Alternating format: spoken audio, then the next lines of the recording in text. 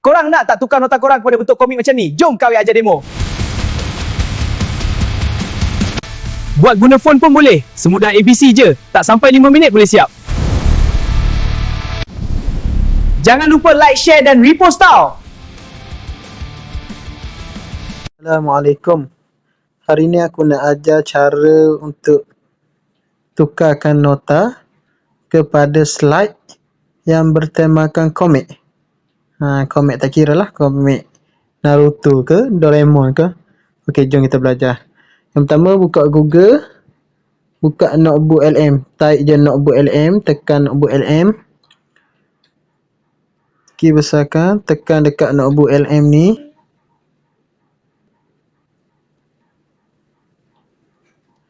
Okey, terbuk LM.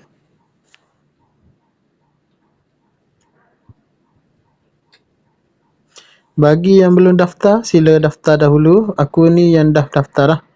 Okey, seterusnya tekan create new notebook.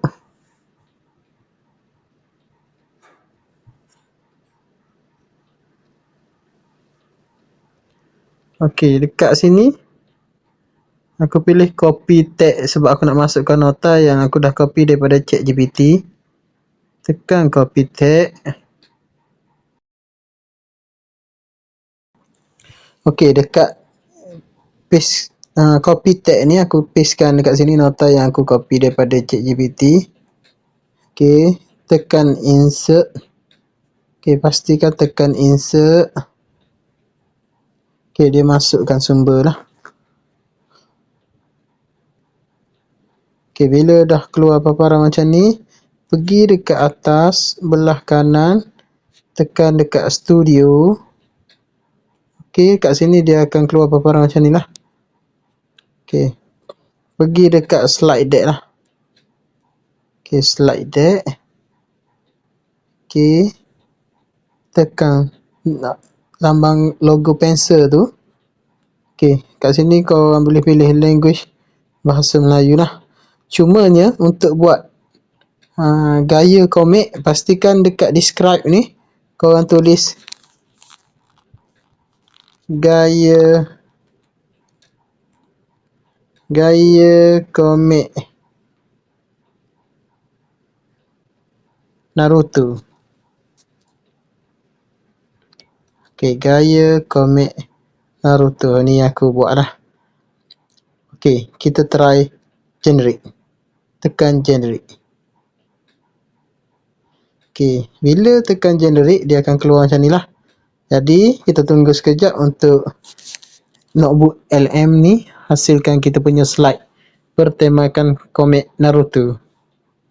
Okey, dah siap kita punya slide. Tekan atas slide ni. Okey, kita tengok dia keluar paparan macam mana komik versi Naruto.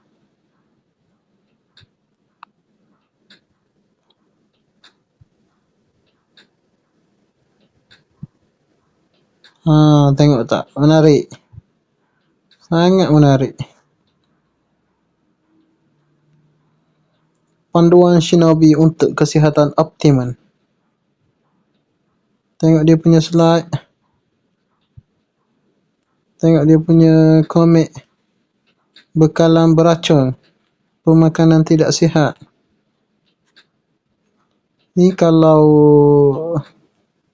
untuk pelajar ni memang sangat boleh menarik minat pelajar lah.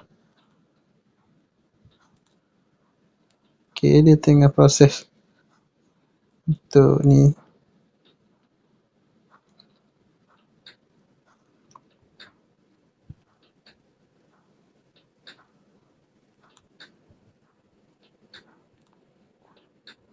Gambar dia sangat-sangat menarik.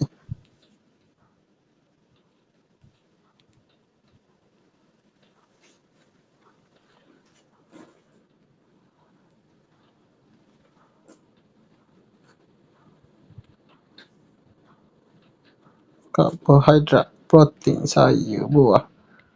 Kena dengan nota kita lah. Okey, boleh terus download. Untuk download, dekat atas belah kanan ni, titik 3 ni, tekan atas tu, boleh terus download kita punya PowerPoint lah. Okey.